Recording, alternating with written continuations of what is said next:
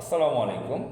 সুপ্রিয় দর্শক মণ্ডলী, দৈনিক প্রথম আলো 22 আগস্ট 2024 প্রথম পেজে একটি শিরোনাম করেছে মধ্যখানে বড় করে, যেটার শিরোনামে লেখা ছিল পরিবহনের চাঁদাবাজির হাত বদল।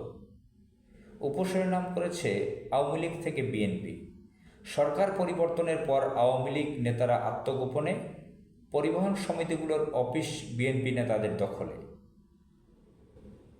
বছরে অন্তত 1885 কোটি টাকা চাঁদা ওঠে। শাহজাহান খান, এনায়েত, মশিউর অনুপস্থিত, সাইফুল, শিমুল বিশ্বাস কফিল সক্রিয়। আপনারা কি বুঝতে পেরেছেন? আমি কি এই রিপোর্টটি থেকে কয়েকটি বাক্য পড়ে শোনাবো কি লিখেছে তারা। রাজধানীর ইস্কাটনে বহুতল ভবন ইউনিক হাইটসের 4র্থ তলায় ঢাকা সড়ক পরিবহন ও বাংলাদেশ সড়ক পরিবহন মালিক সমিতির কার্যালয়টি বেশ সুসজ্জিত ও সুপরিসর। আওয়ামী লীগ সরকারের আমলে এখান থেকেই দেশের পরিবহন খাত নিয়ন্ত্রণ করা হতো। ছাত্র আন্দোলনের মুখে সরকার পতনের পর 13 আগস্ট কার্যালয়টির নিয়ন্ত্রণ নিয়েছেন বিএনপিপন্থী পরিবহন নেতারা। এই যে সারা বাংলাদেশে এই যে চাঁদাবাজি হয় পরিবহন খাতে, এটা নিয়ে আমি অনেক ভিডিওতে কথা বলেছি।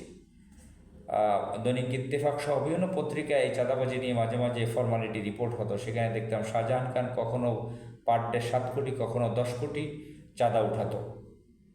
মশিউর রহমান রাঙা নামের একজন সন্ত্রাসা আছে রংপুরের, তার ব্যাপারে বিভিন্ন লেখালেখি হতো, ফর্মালিটি।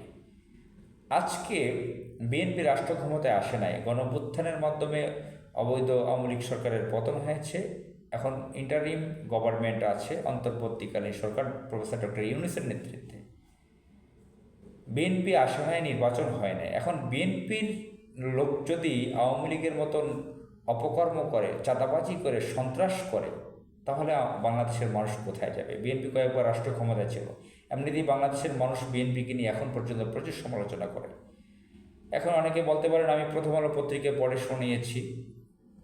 প্রথম আলো পত্রিকা তো ঘোর বিএনপি বিরোধী থাকে সবসময়, তারা ভারতের এজেন্ট, এটা সেটা। হ্যাঁ, প্রথম আলোর এ ব্যাপারে জানি আমি।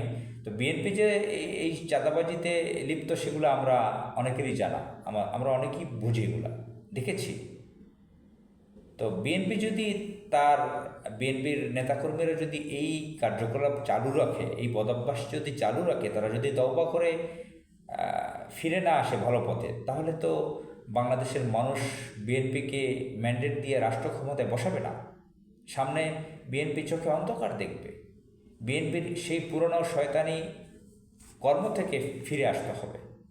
আসসালামু আলাইকুম।